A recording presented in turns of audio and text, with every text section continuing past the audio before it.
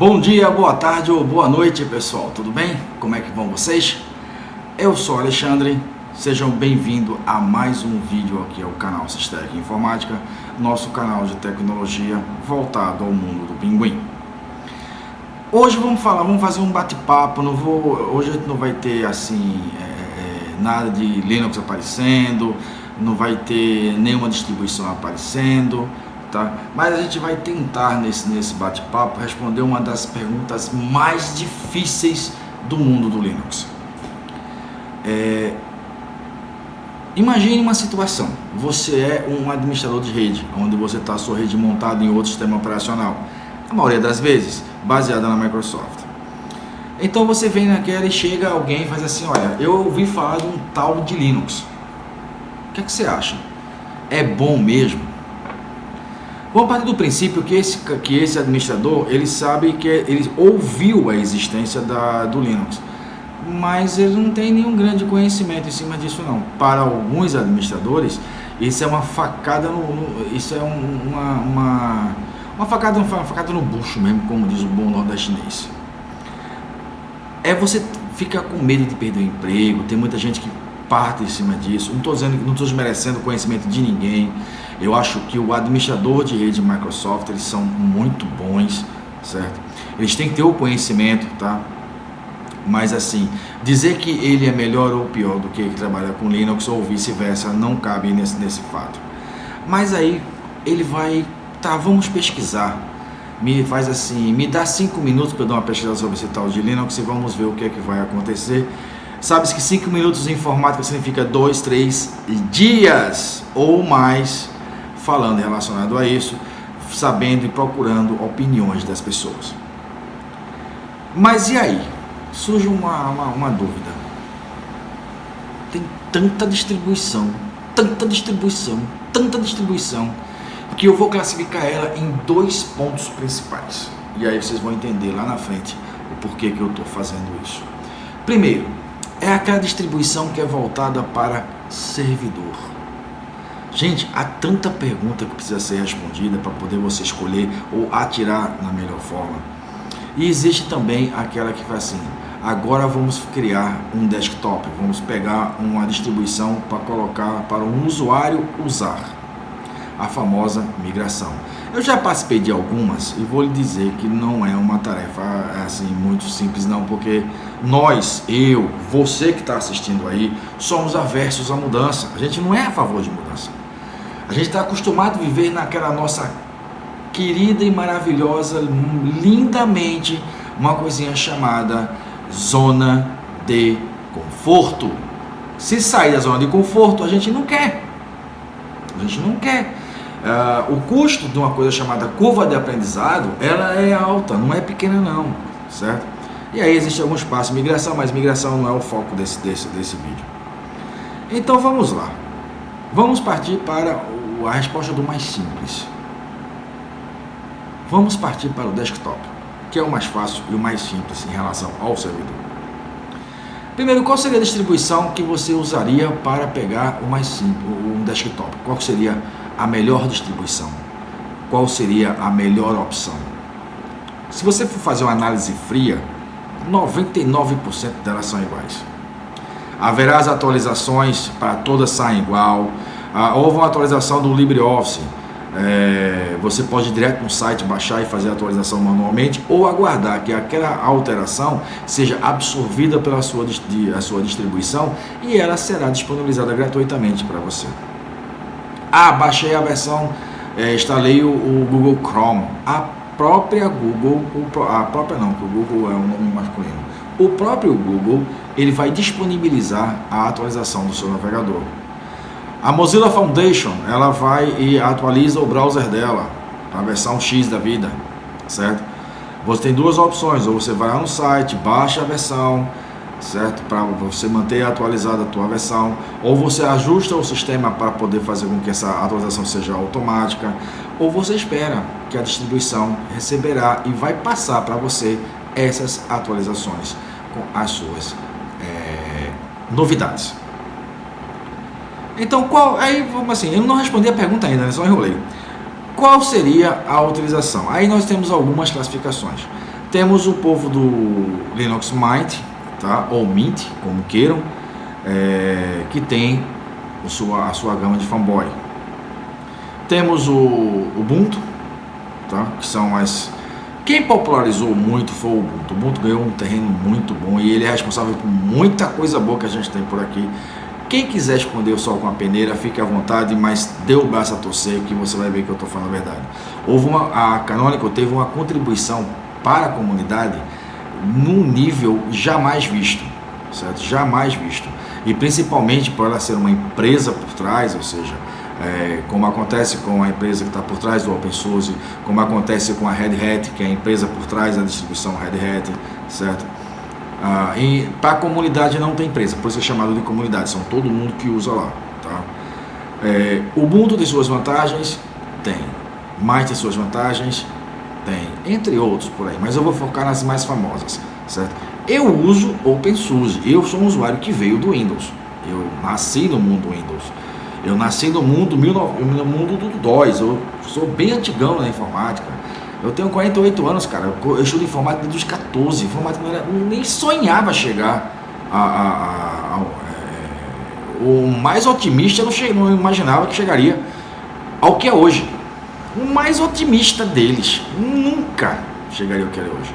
Se eu vou perguntar para você hoje, com todos os avanços existentes, qual seria a melhor distribuição? Para quem vem do mundo Windows, eu diria para você, olha, pega o SUSE que você não vai se arrepender.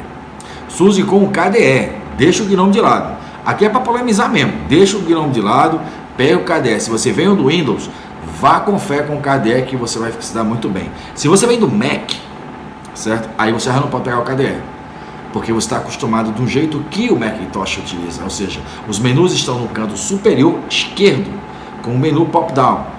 Quem vem do mundo Windows está acostumado com o menu no canto inferior esquerdo. Inferior, o outro é superior, certo? Embora aquele menu iniciar, que a gente chama de menu inicial, menu K, no caso, ou lançador de aplicativos, como foi a atualização para o KDE Plasma 5, certo? São colocados no canto inferior esquerdo. Que você clica, o menu sobe. Então é idêntico ao que acontece com os outros desktop que tem por aí. Se você vem do Mac, e você vai sair do Mac, aí você está acostumado com o menu no canto superior esquerdo, mas o menu pop-down, e não que você clica, ele aparece o popzinho lá para você escolher as opções que você quer. Se você vem desse mundo, aí você precisa usar tem uma versão, o GNOME 2, tá? Que é basicamente isso aí. Se for o GNOME 3, eles mudaram drasticamente as opções de lá, trabalham agora por atividades e não mais por desktop, por esse menu pré-fixado lá em cima, certo? Eu particularmente já uso o OpenSUSE. Mas você vai defender o OpenSUSE? Então, eu vou defender porque é a distro que eu uso, tá? Para mim, ela é, sem sombra de dúvidas, a melhor distribuição para desktop, certo?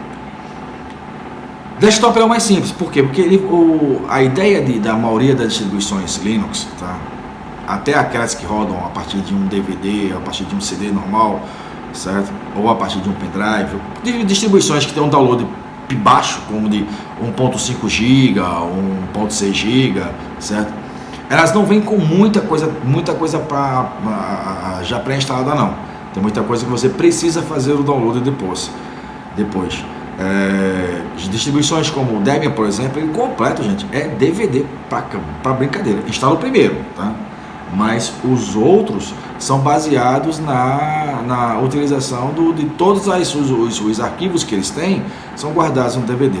Só que hoje em dia, com a expansão da internet, isso não faz sentido mais existir.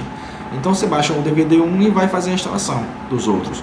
Você pega, por exemplo, o SLED, o SUSE Linux Enterprise Desktop, que é a versão paga do SUSE, certo? São 2 DVDs. Só utilizado um. O primeiro é que eu instalo. O segundo é para complemento, certo? Compatibilidade com hardware. Gente, eu posso falar uma coisa para ti. Só se for uma placa de vídeo ou uma placa de rede, que geralmente são as que chamam mais a atenção, muito recente, ou alguma coisa que a China inventou, certo? Que não tem o drive. Mas eu vou confessar a ti, cara, eu já instalo isso desde 1999. Já participei de Stalfests, já participei de é muito difícil encontrar uma máquina. Encontrei, principalmente aquelas híbridas, onde eu tenho 2 monitores e o monitor A vai para qual coisa, o monitor B vai fazer qualquer outra coisa, certo? Esses monitores híbridos na época, porque hoje em dia já tá tranquilo, mas na época foi complicado instalar o drive dele. Ele vai instalar um e o outro não vai ficar inutilizado, certo? Tempo de inicialização, tempo de desligamento, uma das coisas que mais questiona é desligar. Manda desligar rapidinho, está desligando, certo? Eu não preciso passar por aquela sessão de atualizando, tal. Não vou entrar no mérito aqui se é bom, se é ruim, você não vai fazer o caso não. Mas tem sim, hoje seria, para mim, por votação, seria por eliminação, para quem já instalou. Gente, eu vou falar uma coisa para vocês aqui. Eu já instalei tanta distribuição, certo? Que eu posso dizer a você, eu tenho uma basezinha do que eu estou dizendo. Eu já instalei Slackware, certo? Que é uma das mais hardcore que você possa imaginar, porque você precisa conhecer bem aqui, senão você não consegue fazer quase muita coisa. Melhoraram bastante, mas acontece. Já instalei Debian, certo? Já instalei o Ubuntu, já instalei o Linux Mint. Eu fiz uma migração com o Mint, uma migração que se conectava a uma AD, para você ter uma ideia. Fiz uma instalação das antigas, aquelas que não existem mais, como Conectiva, Mandriva, Mandrake, entre outras, certo? Já instalei as primeiras versões do SUSE, já instalei, hoje eu uso o OpenSUSE, certo? Entre outras, a gente vai falar aqui, eu testava, eu fazia em mim mesmo, para ganhar segurança no que eu estou dizendo, fazer testes nas distribuições. E outra coisa, viu, eu não tinha máquina virtual não, eu tinha uma máquina para isso, coitadinho, não sabia nem o que ela era, ela já foi tudo. Tudo que eu falei aqui foi instalado nela. Já instalei em desktop, já instalei em notebook, transformei ele em servidores, fiz instalação, configuração em todas as distribuições que eu falei aqui, todas vinham da instalação simples de um desktop, aonde eu tenho minha preocupação com a placa de vídeo se levantar, placa de rede se vai funcionar, ou a minha impressora se vai pegar, que era a minha preocupação na época, certo? Para servidores. E quando eu falo servidores, eu estou falando aqui do que eu coloco no canal: DNS, DHCP, Samba, fazer compartilhamento de arquivos com Microsoft, FTP, todos os serviços de rede foram instalados em todos eles, todos. Slackware, Debian, Ubuntu, Mint, certo? E aí a gente coloca 2 posições nesse ponto. Tem algumas distribuições que elas são específicas para desktop. O Mint é isso, assim, o Ubuntu é assim, há versões de servidores, mas a versão que você faz o download é específica para aquele item, certo? E tem distribuições que eu chamo ela de all-in-one, ou seja, todas em uma só. Fedora, o SUSE, acho que desses que Debian, o Debian é assim, o Slackware é assim, certo? Que são distribuições que você pode usar dos 2 mundos. Ele pode ser uma distribuição usada como desktop e que vai se transformar em servidor no jar de dedos. Basta instalar os serviços. Quando você busca a versão somente do servidor e tenta instalar o desktop, acredita, não fica a mesma coisa. Tá? A versão do desktop é bem mais trabalhada, é bem mais bonita. O outro vai instalar o ambiente gráfico, mas aceita que dói menos, tá? Porque fica feio pra cacete. O que era bonito de um lado fica ruim do outro. E para servidores? Vamos polemizar? Vamos lá. Gráfico ou texto? Eu sou o usuário que prefiro do gráfico hoje. Mas eu consumi recurso, vai consumir HD com a máquina de hoje? Vai estar preocupado com isso? Mac, você bota um servidor com 8 GB de memória no mínimo. Mac 128, 192, 64 GB de memória, estava preocupado que tu está gastando, sei lá, 1 GB a mais?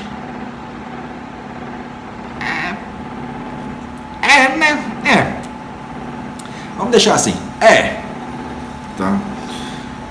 Eu particularmente digo a vocês, existe uma vantagem que as distribuições em Debian têm em cima de uma RPM, que é a questão da quantidade de aplicativos que o Debian tem. Gente, é muito aplicativo, não é pouco não, são muitos mesmo feito por Debian. É só você observar o seguinte: você vai no site do Banco da Caixa Econômica Federal, certo? Ou até mesmo do Banco do Brasil. No clique de instalação inicial, você abriu lá, abriu seu Firefox, abriu a página, você vai ter que instalar o módulo de segurança.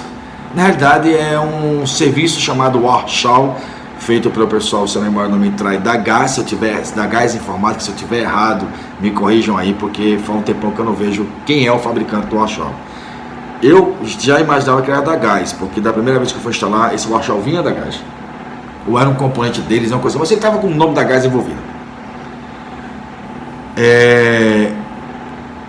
Quando você clica em cima, que você não diz exatamente qual é o sistema operacional que você está usando e que tenta usar o automático dele, não tem automático, ele vai baixar a versão .deb. O .deb é para Debian. Eu uso uma versão que usa RPM.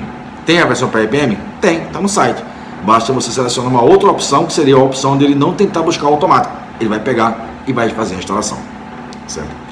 Essa é uma desvantagem que eu vejo em relação ao Deb em relação ao RPM, a quantidade de aplicativos que um tem e que às vezes isso não foi portabilizado para o outro, tá? Às vezes você precisa fazer a portabilidade ou fazer a migração de pacotes usando um aplicativo chamado Alien.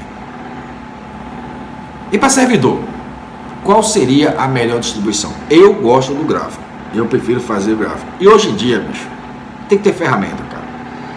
Eu sei mexer isso no modo texto. Fantástico, bicho. Vá com fé. Vai lá para o modo texto, abra o arquivo. Eu sei mexer no modo texto. Eu não vou ser modesto. Eu não vou ser modesto e falar, não. Eu sei mexer no texto. Certo? Prefiro o texto? Não. Prefiro o gráfico. Principalmente quando tem uma assistente. Já declarei aqui em outros vídeos que eu amo o SUSE por causa disso.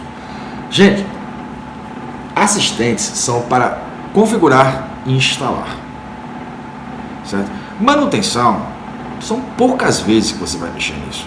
Você vai pegar, por exemplo, um DHCP. Qual é a manutenção que um DHCP exige? Pelo amor do que mais sagrado. A não ser que você tenha arrumado uma outra rede, um outro tronco de rede que você vai servir para uma outra rede, ou você fazer VLAN. Se você faz VLAN, você já planejou a VLAN anterior. E o restante do serviço, um DNS.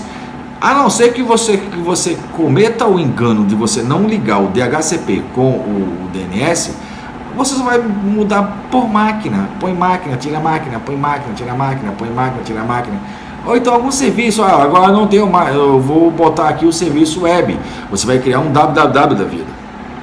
Eu ainda continuo no SUSE, mas tem uma coisa muito legal. O Debian para servidor, ele é muito, muito interessante. Não tem assistente. Se você é cara do assistente como eu, não tem, tá? Então o que acontece? Você vai ter que mexer muito em arquivo. Você vai perder alguns... Nas configurações você vai perder um tempinho a mais. Porque sem assistente você vai perder tempo, quer que você goste, quer que você não goste. Mas a minha distribuição é rápida. Não estou questionando isso. É porque você vai ter que saber o que está fazendo. Você erra um ponto e vírgula que você esqueceu, um espaço que você não deu. Tudo isso vai fazer com que a aplicação não inicie. Certo? Samba 4, por exemplo. Samba 4, por exemplo, ele chegou um assistente agora para o SUSE, mas só faz uma parte dela. Só faz o provisionamento se for samba interno. Ele não se conecta com o DNS. Até pelo fato que eu até entendo, porque o DNS do SUSE ele é baseado no CHRoot e o DNS do Debian não. Segurança, cara, é uma coisa que não depende da distribuição. Por mais que eu tenha aí firewalls extremamente complexos, firewalls que são utilizados pela comunidade, firewalls que já estão pré-configurados, que vem... Gente, você olha o firewall e fala assim, meu pai eterno, a quantidade de coisas que os caras colocam lá e que são necessários, certo? Tem aí um vídeo, ou dois, eu não lembro bem ao certo agora, falando sobre firewall, tá? Tá na lista, na playlist lá de servidores, certo? Já no servidor, eu dizer a você o seguinte, olha, enquanto no desktop eu vá sem medo para o OpenSUSE, que você não vai ter problemas, não estou dizendo que as outras distribuições são ruins, não, são excelentes. O que eu estou elegendo hoje como OpenSUSE não é pelo fato de merecendo as outras não, elas são boas também, certo? como eu falei para vocês, eu sou o defensor do OpenSUSE, mas fiz uma migração de 400 máquinas usando o Linux Mint. E aí? Não, meu amigo, eu não sou vendo bandeira de ninguém, não. Aquela que estiver dando dinheiro, eu tô nela. Eu não estou aqui pelos meus lindos olhos verdes, que nem eu tenho esses olhos verdes. Então o que acontece? Respondendo a pergunta, desktop, SUSE, ou pago ou gratuito, os dois são iguais. Vamos botar assim, parecidos, quase irmãos gêmeos. Já no servidor, eu coloco a vocês duas opções. O Debian, tá? O Debian, não estou falando dos filhos do Debian, não estou falando aqui do Mint, não estou falando do Ubuntu, eu estou falando do Debian. Algumas pessoas sabem que eu não sou um grande fã dessa distribuição. Eu tenho meus motivos, que não vem ao caso eu comentar, mas eu não sou fã do Debian. Eu sou fã do SUSE. E o SUSE, por causa dos assistentes, que vai ajudar e facilitar muito, mas muito mesmo, a vida de vocês como administradores. Certo? Bom, gente, concorda comigo? Discorda de mim? A opinião são para isso, acolhido. São para concordar e discordar. Certo? Gostaria muito que, se você discordasse, coloque sua posição, coloque a sua ideia. Não é sobre você, não. Eu não gosto. Defenda a sua opinião. Para mim, o importante é usar Linux. Certo? Mas se você não, por algum motivo A, B ou C, você não conseguiu se adaptar a uma distribuição, o que eu tenho a dizer a você é o seguinte: todos os meus ex-alunos, que eu passei muitos anos na Futura Tecnologia aqui de Recife dando aula, desde o ano 2000, para você ter uma ideia, estamos em 2020, eu sempre falo uma coisa: não importa a distribuição que você coloque, não importa a distribuição que você usa, gostou? Aprenda tudo que ela pode te oferecer. Gente, é muito parecido com as outras, certo? Aquela que você gostou, eu gostei do Mint, use tudo que aquela distribuição está lá, porque os caras fizeram um trabalho danado para botar aquele negócio no ar, tiveram um trabalho enorme. Gostei do Ubuntu, veja tudo que ele tem. Gostei do Fedora, idem. O Fedora também é o chamado All-in-One. Gostou do SUSE? Faça tudo, aprenda tudo que ela tem, seja especialista dela. Existem certificações aí para Red Hat, SUSE, Ubuntu. Fedora acho que não tem, não. Se tiver, bota nos comentários, porque eu não lembro, não. Certo? Vamos pegar essas três aqui. Red Hat tem uma distribuição que é considerada uma das mais difíceis do mundo. O SUSE também tem, o Ubuntu também tem, tanto para servidor quanto para desktop. Aprenda tudo a fazer com ela. Pega uma máquina, vou pegar essa máquina aqui, vou pegar puxar a sardinha do SUSE. Vou pegar o SUSE aqui. Não precisa gastar dinheiro comprando máquina. Eu tenho máquinas virtuais para isso: VirtualBox, VirtualPC, o VMware. Use o que vocês quiserem. Instala, vai instalar tudo que tem lá. Aprenda tudo que eles têm. Veja o que eles têm. Certo? Gente, esse vídeo vai ficar por aqui. Está bem mais tempo do que eu imaginava que deveria. E o que eu posso dizer a vocês é o seguinte: saúde e paz, o resto a gente corre atrás, como diz o Pedro Bial, lá da Globo, certo? O que eu posso dizer a vocês é o seguinte: gente, conseguiu chegar até aqui? Se gostou, deixa o like. Se não gostou, deixa o dislike. O pessoal muito débil não vai morrer de amor por mim, não, mas gente, não é pessoal, é profissional, tá? Não é inscrito no canal? Se inscreve, cara. Se inscreve aí que fortalece pra caramba. Compartilha nas tuas redes sociais, certo? É uma opinião. É vocês que vão decidir se vocês aceitam ou não. Existem outras opiniões contrárias. Fique à vontade, analise e veja os pontos fortes e os pontos fracos de cada um. E esse vídeo aqui é de assuntos gerais, tá? E no próximo domingo eu vou mostrar os pontos positivos e os pontos negativos de Debian, e no outro domingo vai ser pontos positivos e pontos negativos do Red Hat. Aí você me dá uma semana para pesquisar, porque também de cabeça assim eu não sei tudo não, tá? Põe Jesus em seu coração certo? Até o próximo vídeo. Tchau.